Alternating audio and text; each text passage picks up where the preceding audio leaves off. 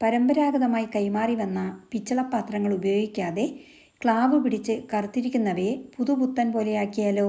വളരെ എക്കണോമിക്കലായി, കൈ വേദനിക്കാതെ, കൈകൾക്ക് allergy issues ഒന്നുമില്ലാതെ നമ്മൾക്കിത് വൃത്തിയാക്കാം.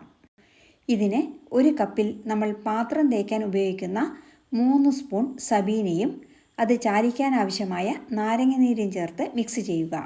ഇനി ഇത് അഴുക്ക് പിടിച്ച ചെല്ലപ്പെട്ടിയിലും മറ്റ് പിച്ചളപാത്രങ്ങളിലും തേച്ച് വയ്ക്കുക.